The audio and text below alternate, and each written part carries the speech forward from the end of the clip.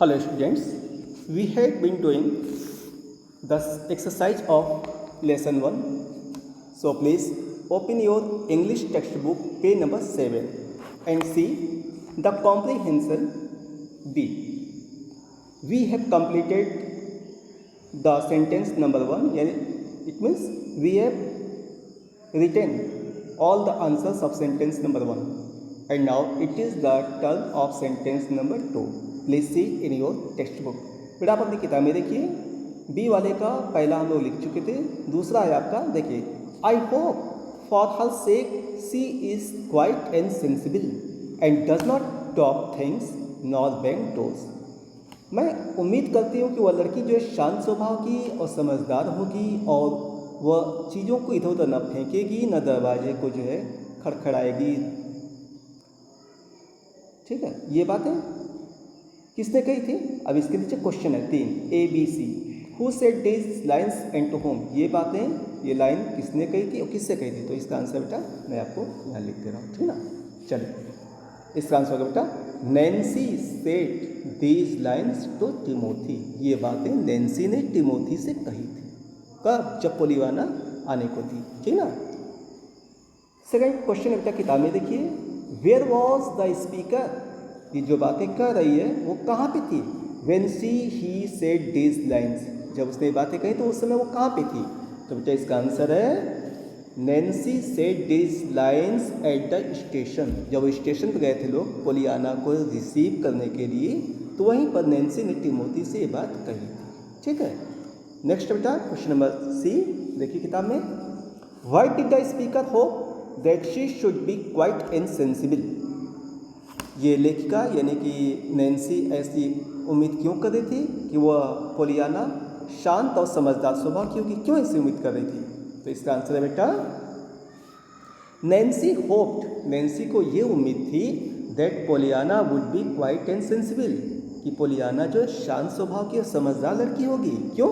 Because most probably miss poly did not like noisy children. क्योंकि सबसे ज़्यादा महत्वपूर्ण बात क्या थी कि मिस पॉली जो है ना, वो शोरगुल करने वाले लड़कों को पसंद ही नहीं करती थी, है।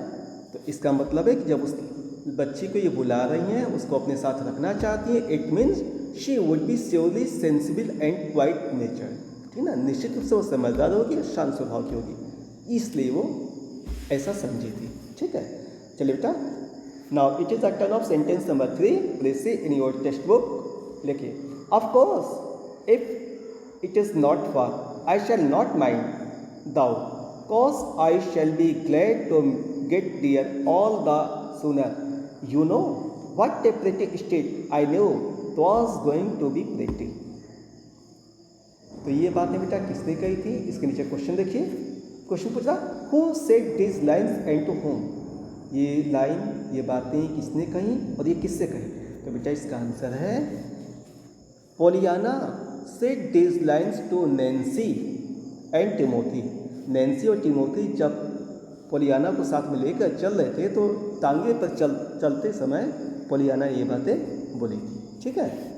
तो पोलियाना ने ये बातें कही, किससे कही? नैन्सी से और टिमोथी से, ठीक है। नेक्स्ट बेटा क्वेश्चन नंबर बी देखिए किताब में, where was the speaker going. ये जो लेखिका है जो कह रही है वो कहाँ जा रही थी? अब ये बात कौन कह रही है? ये बातें ऊपर वाली जो पोलियाना कह रही है। तो कोई पूछ रहा question, where was the speaker going, यानी ऊपर की जो सेंटेंस नंबर 3 में जो बात कही गई है वो बात कहने वाली कहाँ जा रही थी? It means where was Pollyanna going, Pollyanna कहाँ जा रही थी? तो इसका आंसर है बेटा Pollyanna was going to her aunt's house, यानी कि वो अपनी मौसी के घर जा रही थी, हाँ, टू मिस पॉली, ठीक है। क्वेश्चन नंबर सी देखिए बेटा किताब में, how did the speaker know that the street was going to be pretty. वो स्पीकर यानी कि पोलियाना ये कैसे जान गई थी कि वो गलियाँ जो वहाँ की जो है बहुत सुंदर थी, बहुत अच्छी दिखने वाली हैं? क्यों? तो इसका आंसर बेटा पोलियाना न्यू, पोलियाना जान गई थी that the street was going to be pretty, कि वो जो गलियाँ आने वाली हैं वो सब की सब सुंदर होंगी। जो सड़कें आ रही हैं, गलियाँ सड़कें जो भी आ रही हैं वो सब अच्छी होंगी। क्यों? Because her father had told her about that, क्योंकि उसके पापा ने उसको पहले ही वहाँ के बारे में बता रखा था, इसलिए वो जानती थी सब बात। ठीक है बेटा, तो आज के लिए नहीं, एक और लिखे हैं, चलिए। अब बेटा सी वाला आपका आंसर दीज क्वेश्चंस। इसमें पहला क्वेश्चन किताब में देखिए, क्वेश्चन आप किताब से लिखेंगे, ठीक है ना। क्वेश्चन पूछ रहा है what was the attic room like, यानी वो एटिक वाला रूम जो था, कोठारी वाला जो अटारी वाला जो कमरा था, वो कैसा था। Describe it in your own words, उसके बारे में आप अपने शब्द में बताइए। What do you know about that attic room, which aunt Polly wanted to provide Pollyanna, ठीक है ना, उस कमरे के बारे में बताइए। तो इसका बेटा आंसर है ये आपका, देखिए the attic room had a small neat bed, उसमें छोटा सा साफ सुथरा बिस्तर था। 2 स्टेट बैक चेयर्स, 2 जो स्टेट बैक चेयर्स थी। ए वॉश हैंड, ए वॉश स्टैंड, ए वॉश स्टैंड, WASHSTAND, यहाँ पे देख लीजिए बेटा, यहाँ पे एस जो है भूल गए थे, ठीक ना। A washstand and a small table, यानी उस कमरे में जो छोटा सा जो है मतलब वो बेड था, साफ सुथरा था। 2 जो है सीधी वाली जो कुर्सियाँ थी, और एक वॉश स्टैंड था, और एक छोटा सा टेबल था, ठीक ना। But the room had neither curtains at the Windows nor pictures on the wall, लेकिन उस कमरे में खिड़कियों पर न तो कोई पर्दे लगे थे, न तो दीवारों पे कोई पिक्चर लगी थी, ठीक ना। इस टाइप का वो एटिक रूम था, ठीक है। दैट्स ऑल, इतना ही आज लिखिए, उसके बाद अगले दिन सेंड करूँगा, ठीक है। That's all, thank you.